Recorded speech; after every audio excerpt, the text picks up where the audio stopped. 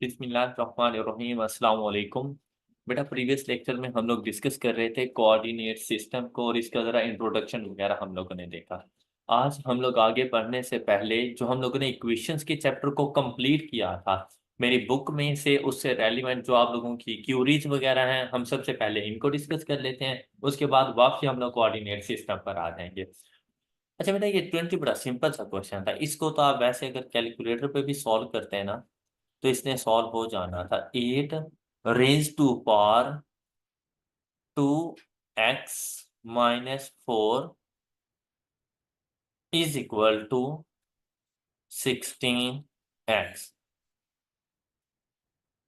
16 raise to power x shift solve is equal to, answer is 6। नहीं था? अच्छा, ये ना मेरे ख्याल से बेसिकली मैंने लिखना थे 2, 4, 6 एंड 8। ये गलत लिखे होंगे। इसको ना इस तरह से कर दो। आंसर मैंने सी ही टिक किया हुआ होगा है। ये ना बेसिकली ये इस तरह से कर दो, 2, 4, 6 एंड 8। आंसर सी टिक किया हुआ है ना, ये आंसर इसका। नेक्स्ट क्वेश्चन देखें। अब यहाँ पर भी साइमल्टेनियस लीनियर इक्वेशंस हैं जो कि हमने सॉल्व करनी थी। अच्छा, हम लोग ना मतलब 17, 18 वैल्यूज गिवन है एक्स एंड वाई की, तो आप लोग ना यहाँ पे पुट करके देख लो। फर्स्ट इक्वेशन में पहली है 17, 18, तो देखो 17 - 1 is equal to 18 + 1 is equal to, is it equal to 4/5? Check करने की जरूरत ही नहीं है, यह मजीद सिंप्लीफाई हो ही नहीं रहा। अच्छा, इधर आ जाओ 17 एंड 16। अब देखो 17 - 1 16 and 16 + 1 is not equal to 4/5, तो ये भी आंसर नहीं है। 16 एंड 19 को देखें। 16 - 1 एंड 19 + 1। अच्छा, अब 5 पे ये सिंप्लीफाई हो रहा है, लेकिन 3/4 ना के 4/5। आंसर ये भी नहीं है। तो इधर आ जाओ 17, 19। तो 17 - 1 इज इक्वल टू, एंड 19 + 1 4 के साथ 4/5। ये बात बिल्कुल सही है। अब इधर चेक करो, 17 - 5 12 एंड 19 + 5 इज इक्वल टू, ये करेक्ट आंसर है। ये बेटा साइमल्टेनियस लीनियर इक्वेशन है, क्वाड्रेटिक तो है ही नहीं है। ये दो डिफरेंट इक्वेशन है, साइमल्टेनियस लीनियर इक्वेशन। इसका प्रॉपर मेथड करो तो क्रॉस मल्टीप्लीकेशन। तो ये हमारे पास बनेगी 5x - 5 is equal to 4y + 1। 5x - 4y is equal to, ये -5 इधर जाके प्लस, तो 6 हो जाएगा। हाँ, 4y + 4, और ये 5 और 4 9 हो जाएगा। ये इक्वेशन बनी। दूसरी भी बिल्कुल ऐसा ही, 2x - 10 is equal to y + 2x - y is equal to, right. अब ये दोनों इक्वेशन कैलकुलेटर को बताओ, 17 एंड 19 आंसर। ओके।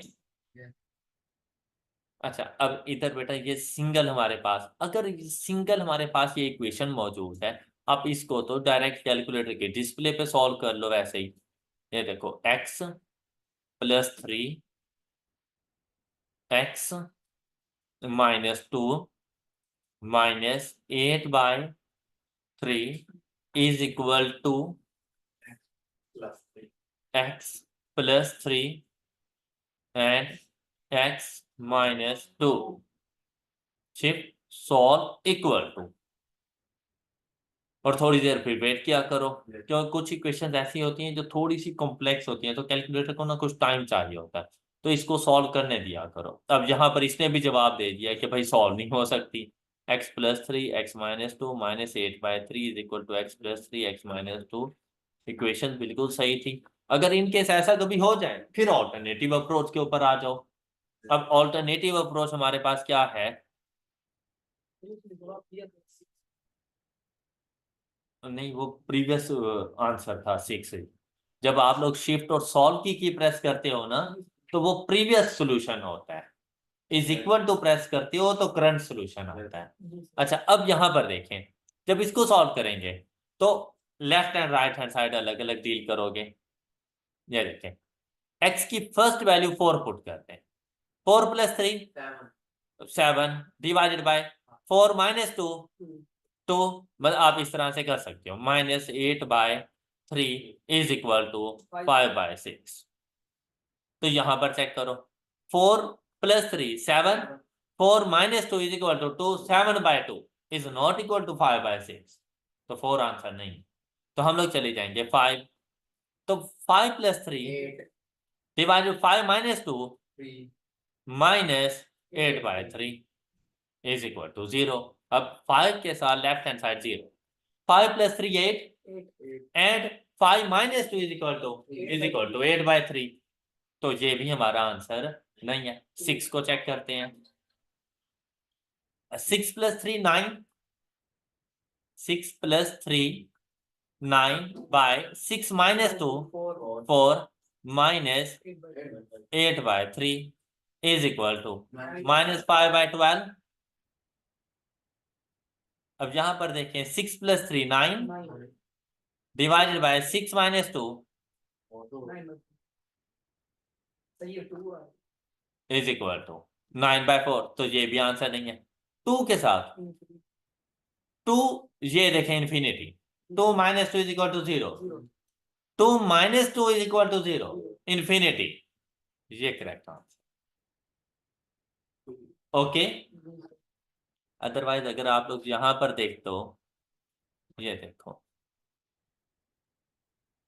ये दोनों सेम सेम थे, तो दोनों कभी इक्वल हो ही नहीं सकते। कि इसमें से अगर ये मैं माइनस करूं तब भी सेम आंसर ही रहे, और ये भी एक कांस्टेंट नंबर है, तो ये आंसर इक्वल नहीं आ सकते थे जब तक कि यहाँ पर इन्फिनिटी ना हो।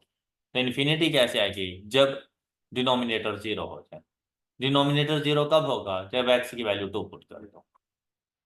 ओके। नेक्स्ट क्वेश्चन था हमारे पास। अच्छा बेटा, ये भी इजीली वैसे कैलकुलेटर पे सॉल्व हो जाना चाहिए। 4 पावर की प्रेस करो, यहां पर लिखो x+1, फिर ये पावर से नीचे आ जाओ, इज इक्वल टू, फिर अक्सर बच्चे ऐसा करते हैं 1 के सामने इज इक्वल टू, वो सारे पावर में लिखना शुरू कर देता है। ऐसा नहीं करना, सिर्फ पावर लिखिए x+1, फिर इधर आ गए, फिर 2 -7 × 2 पावर x। अच्छा, अब यहां पर पावर x, और अब ये ब्रैकेट इज इक्वल टू -2। ये आपका answer solve. Clear? Question 36। A customer paid ₹800 for shampoo, hair conditioner and hair spray। बेटा तीनों के लिए जो टोटल बिल बना वो ₹800 का बना। तो अब अगर आप इसकी इक्वेशन बनाना चाहें तो shampoo plus hair conditioner plus hair spray is equal to ये। फिर the conditioner cost twice as much of the, तो शैम्पू को मैं एक्सपोज कर लूं तो हेयर कंडीशनर की कॉस्ट क्या होगी? ये। And the hair spray cost ₹100 less than the shampoo. तो फिर हेयर स्प्रे की कॉस्ट क्या आ जाएगी? x - इज इक्वल टू, ये देखो ये इक्वेशन बन गई। अब देखें, x + 2x + x is equal to 800 + 100, then x is equal to 225। बेटा शैम्पू की जो प्राइस है ना वो ₹225, एक्स हमने उसको सपोज किया था। उसने हमसे क्या पूछा? हेयर स्प्रे, और हेयर स्प्रे शैम्पू की कॉस्ट का ₹100 लेस था, 125। और अगर हेयर कंडीशनर पूछ लेता 450, ट्वाइस हो जाती, तो वो 450।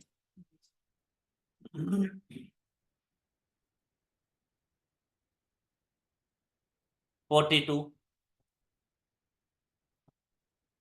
The ages of a person and his son add up to 45 years. मतलब पर्सन और उसके सन की एज को ऐड करें तो 45 बन जाता है. 5 years ago, अगर 5 साल पहले जाएं, the person was 6 times as old as his son. Find the age of the person when his son was born. उस टाइम पर उसकी एज क्या थी. अच्छा, अब देखो भाई, हमें नहीं पता, मतलब फादर एंड सन ही है ना. अब यहाँ पे देखो भाई, फादर की एज को सपोज कर लो x, सन की एज को सपोज कर लो y. पहली इक्वेशन, दोनों की एजेस को ऐड अप करूं तो आंसर, अब इनको 6 साल पीछे लेकर जाओ, 6 नहीं 5 साल, 5 साल पीछे लेकर जाओ. तो 5 साल पीछे जाएं तो फादर की एज क्या है, -5, और सन की एज क्या है, y -5. क्या ये बात समझ आ गई है? अच्छा, फिर क्या, क्या ये दोनों इक्वल हैं? नहीं. क्या कहा उसने, 6 टाइम. तो सन की एज को अगर आप 6 से मल्टीप्लाई करो तो फादर की एज बनेगी. ये बात समझ आ गई? दूसरी इक्वेशन जहां से मिलेगी. अब देखो ये इक्वेशन क्या बन जाएगी, x -5 is equal to 6y minus, किस तरह से लिखें इसको, x -6y is equal to, अब ये दो इक्वेशन हैं आपके पास, 1 145, 1 -6 -25, x is 35, then y is 10. अब देखो दोनों को ऐड अप करें तो 45 हो नहीं गया, और अगर इनको 5-5 साल पीछे लेकर जाएं, ये 30 साल का हो जाएगा, ये 5 साल का हो जाएगा. 5 6 और 30, ऐसे 6 टाइम्स हो गया. उसने कहा है कि मुझे करंट एज ना बताओ, ये बताओ कि जब उसका सन पैदा हुआ तो इसकी एज क्या थी. तो सन की एज अब 0 कंसीडर करो, तो फादर की एज फिर क्या थी, 10 साल पीछे. अब सन 10 साल पीछे चला गया तो फादर भी तो 10 साल पीछे जाएगा. तो जिस दिन उसका बेटा पैदा हुआ था उस दिन उसकी एज, इसको 25 करें, 25 करते हैं इसको. मैंने आंसर सी किया हुआ होगा. अगर यहाँ पे होता ना find the age of a person, बस इधर फुल स्टॉप लगा देते, फिर 35 आंसर था.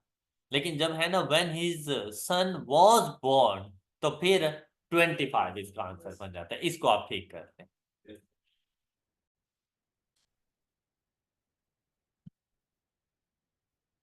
50. Certain number 1 added to the square of a number result in 8.7. What is the number? तो बेटा ये तो बड़ा सिंपल सा है. देखो certain number when added, certain number हमें नहीं पता, x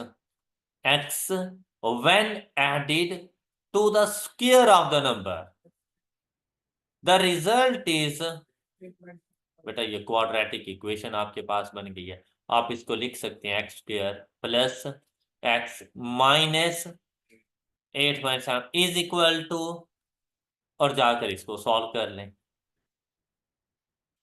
1 minus 8.75, 5/2 minus 7/2, both A and B.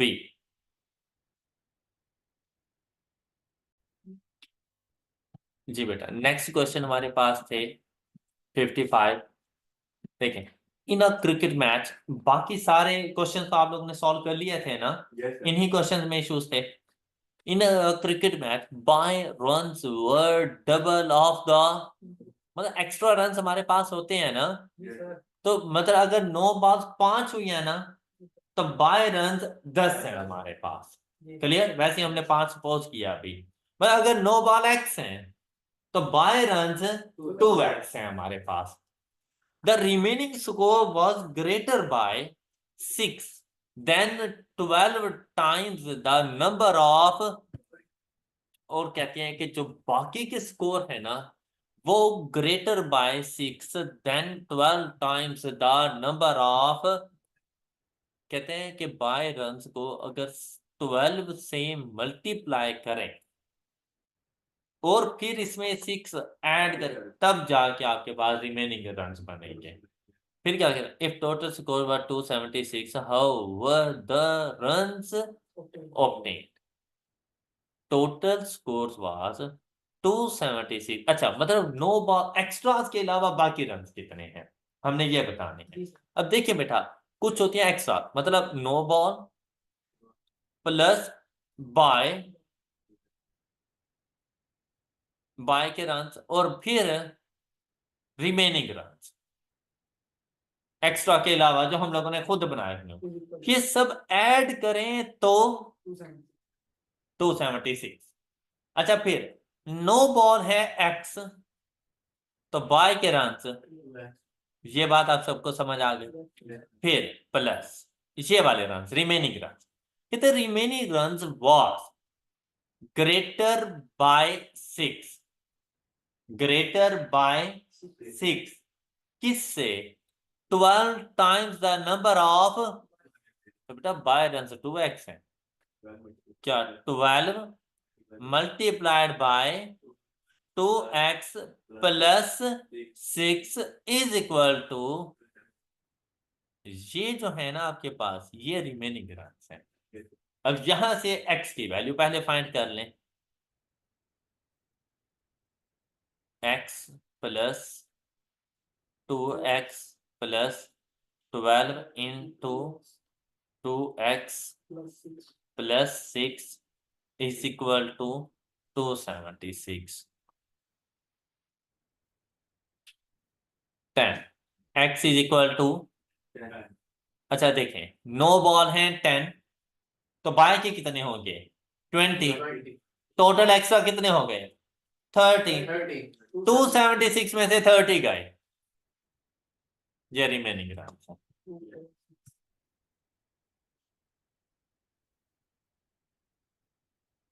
Clear है क्वेश्चन? अच्छा, क्या आपसे ये वाले क्वेश्चन सॉल्व हो गए थे? 57 सिंपल सा वैसे क्वेश्चन था ये।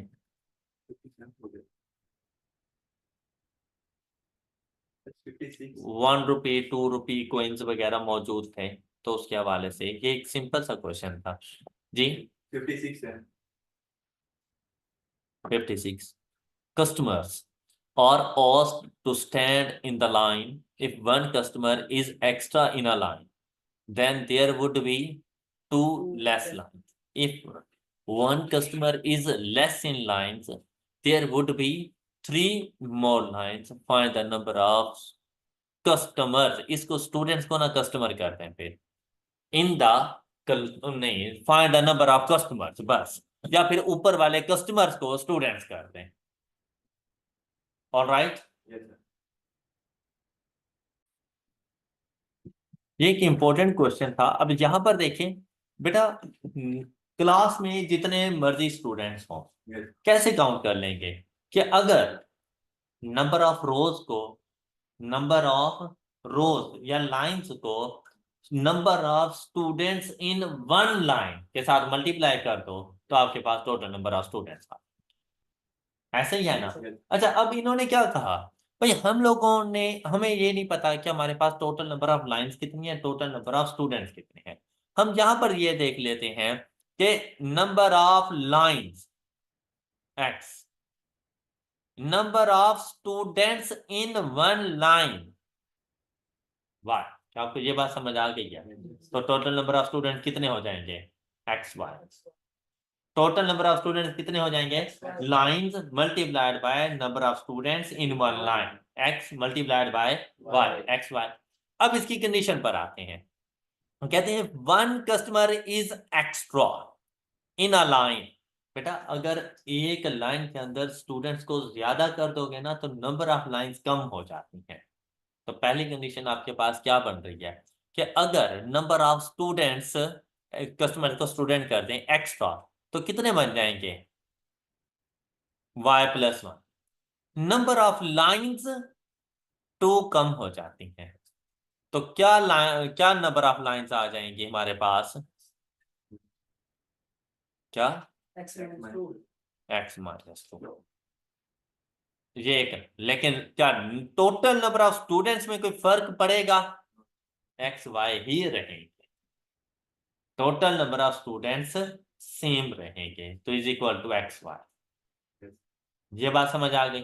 अच्छा नेक्स्ट देखें फिर अगले, कहते कस्टमर इज लेस, मतलब y माइनस 1, तो लाइंस इंक्रीज हो जाएंगी, तब भी total number of student x y. Clear? अच्छा अब जरा इसको सॉल्व करें। X y minus 2y plus x plus minus minus 2 is equal to x y. ये बात समझ आ गई? नेक्स्ट देखो एक्स वाई, फिर next 3y minus x minus 3 is equal to, बेटा इस एक्स वाई से ये एक्स वाई कैंसल, इस एक्स वाई से ये x Y cancel.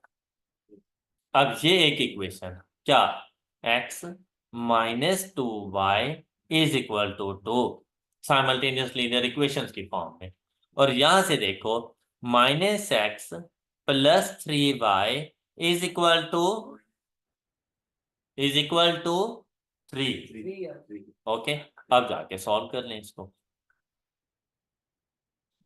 Ji. 1 minus 2 and 2 minus 1 3 and 3 12, x is equal to number of lines 12 है, then y is equal to 5, then number of students are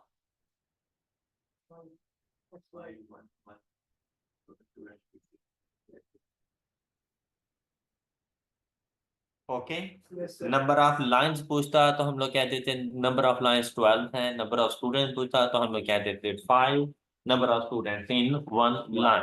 total number of student पूछे गए तो दोनों को आपस में मल्टीप्लाई, और इसका सोल्यूशन कुछ इस तरह से बनता है कि टोटल नंबर ऑफ स्टूडेंट्स में कोई फर्क नहीं, तो हर कंडीशन के बाद is equal to x y कर देना था, तो आपके पास दो डिफरेंट इक्वेशन बन जाती है। ओके जी, नेक्स्ट क्वेश्चन था आपके पास 64। The digits of a two digit number, digits of a two digit number differs by 2, मतलब अगर एक डिजिट 1 है तो दूसरा डिजिट 3 है, अगर एक डिजिट 5 है तो दूसरा डिजिट या तो 7 है या 3 है, मतलब दोनों के दरमियान डिफरेंस 2 का है। क्लियर? अच्छा फिर if the digits are interchange, जैसे कि मैंने अभी आपसे कहा कि सपोज ये 57, 2 का डिफरेंस है 75। इंटरचेंज कि आप यूनिट प्लेस को 10th प्लेस और 10th प्लेस को यूनिट प्लेस बना दो, इंटरचेंज हो गए। फिर क्या होता है, and the resulting number is added to the original number, और दोनों को अगर ऐड कर दें we get 88, the original number is, तो बताओ कि ओरिजिनल नंबर हमारे पास क्या है। अब यहां पर देखो सबसे पहली चीज हमने क्या देखनी है, differ by 2, 1 and 3, 3 and 5, 2 and 4, 5 and 7, good. अच्छा अब उलट कर दो बेटा, जब इसको उलट करूंगा तो नंबर क्या बन जाएगा, इसको उलट करेंगे तो, इसको उलट करेंगे तो, इसको उलट करेंगे तो, when added to the original number, add करो। जब इसको ऐड किया तो आंसर, उसने क्या कहा था, तो ये तो वैसे ही नहीं। फिर यहां पर देखो ये भी, यहां पर देखो तो ये 88 से ज्यादा हो जाता है, ये 88 है। All right. अब आंसर 53 करें या 35 करें? ओरिजिनल नंबर कौन सा है? 35। तो वैसे था अभी सिर्फ यही। ओके, ये आंसर था, इसका सॉल्यूशन। क्लियर हो गई बात? अच्छा नेक्स्ट देखो जरा, 65। Ali is thrice as old as Bilal. बेटा अब ये फादर सन नहीं है, अब तो दोस्तों के लिए है। Ali is thrice as old as Bilal, मतलब बिलाल छोटा है। बिलाल की एज को 3 से मल्टीप्लाई करें तो अली की एज बनती है। ये बात क्लियर हो गई? कहते हैं 4 years ago his age was 4 times Bilal age. और 4 साल पहले अली की एज बिलाल की एज का 4 टाइम्स थी। कि सपोज अगर बिलाल था ना 5 साल का, अली 20 साल का था। ओके। अच्छा फिर देखो, the present age of Ali is. Ali की प्रेजेंट एज क्या है, अब ये बतानी है। तो सबसे पहले Ali is thrice as old as Bilal. तो अली, बिलाल, बिलाल की एज एक्स, तो अली की एज 4 years ago -4 -4। ये बात समझ आ गई? और क्या कॉम्बिनेशन आएगा? 4 टाइम। बिलाल की एज को अगर 4 से मल्टीप्लाई करो तो अली की एज बन जाती है। ऐसा ही है ना? अब यहां पे 4x -16 is equal to 3x minus, ये 3x इधर जाके माइनस होकर x, देन ये प्लस हो जाएगा 16 -4, then x is equal to, Bilal की जो एज है ना वो 12 साल है। तो अली की करंट एज क्या होगी? 12 इंटू 3, 3 टाइम्स है ना, अब 36 होगी। ओके। हाँ जी बेटा, अब ये मेरी बुक के अंदर इक्वेशन से रेलिवेंट जो आपके क्वेश्चंस क्यूरीज वगैरह थी वो आप लोगों ने सॉल्व करवा ली। इसके अलावा अगर कोई आपने क्वेश्चन पूछना हो। 59। What should be added to thrice the rational number -5/2 to get 2/7? अब कहते हैं what should be added to thrice the rational number, ये नंबर, to get ये। अब यहां से आपने x की वैल्यू फाइंड कर लेनी है और आपके पास x की वैल्यू आ जाएगी x plus thrice of -5/2 is equal to 2/7, 7.78,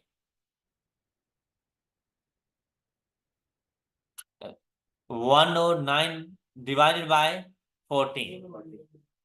ये अब यहाँ कैलकुलेटर पे देखें ना, आपके पास आंसर यहाँ पर यूं आया था। इसको इज इक्वल टू करें, निचली लाइन पर लेकर आए, उसके बाद एसडी की प्रेस कर दें तो ये डेसिमल फ्रैक्शन में कन्वर्ट हो जाएगा। 109 डिवाइडेड बाय, ये फ्रैक्शन का साइन है, ये जो साइन है ये फ्रैक्शन का साइन है, 109 डिवाइडेड बाय 14। तो ये आपके पास आंसर है जी। नेक्स्ट क्वेश्चन, कोई और क्वेश्चन आपने पूछना हो? अच्छा 57 देख लें जरा, यहाँ पढ़े, वैसे सिंपल सा क्वेश्चन है। देखें, कहते हैं आपके पास ना 1 रुपी एंड 2 रुपीज के कॉइन मौजूद हैं। टोटल नंबर ऑफ कॉइन्स 50 है, लेकिन जरूरी नहीं उनकी वैल्यू भी 50 ही हो, जबकि उनकी जो टोटल वैल्यू है वो 75 है।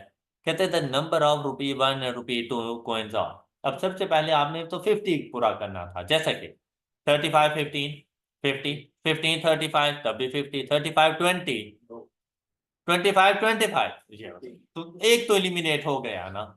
अब देखो भाई ₹1 पहले है तो बताएगा भी पहले ₹1 और ₹2 बाद में। भाई 35 रुपए, 35 सिक्के 1 1 रुपए वाले हैं तो ये 35 रुपए बनेंगे, प्लस 15 सिक्के 2 2 रुपए वाले हैं ये 30 रुपए बनेंगे, तो टोटल कितना बन जाएगा 65 रुपीज। तो जबकि आपके पास कितने हैं, तो ये तो गलत है।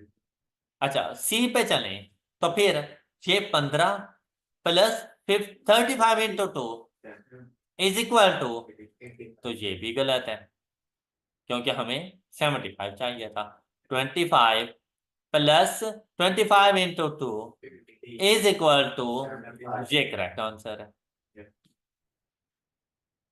Okay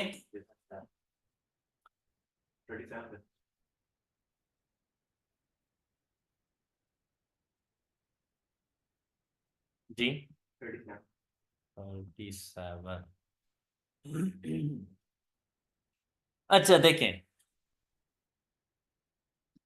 two ingredients X and Y each measured in kilograms are used to make two different batches of vitamin C tablets. For each one, X and Y must be mixed in the weight ratio 5x to 3y. For batch 2, the weight ratio is 6x to 2y. Production requirements are 4,000 kilograms for batch 1 and 3,000 kilograms for batch 2. How much of ingredient X should be purchased to satisfy the production requirements? अब देखिए बेटा, batches की form में आप लोग production कर रहे हैं। बैच 1 जो आप लोगों की रिक्वायरमेंट्स हैं वो 4,000 किलोग्राम है, बैच 2 की जो रिक्वायरमेंट्स है वो इन टोटल, लेकिन ये बैच 1 जो आपके पास बनेगा in different batches of vitamin C tablets, वो बनेगा आपके पास for batch 1 X and Y must be mixed in the weight ratio of 3y and batch 2 the weight ratio of, बेटा ये इक्वेशन बनी बनाई है के पास, जब ये दोनों मिलेंगे तभी जाके पूरा एक बैच कंप्लीट होना है आप लोगों के पास। अब यहाँ पर देखिए आपने क्या करना था, पहले के लिए बैच 1 के लिए क्या रेशियो है 5x plus is equal to batch 1, batch 2 6x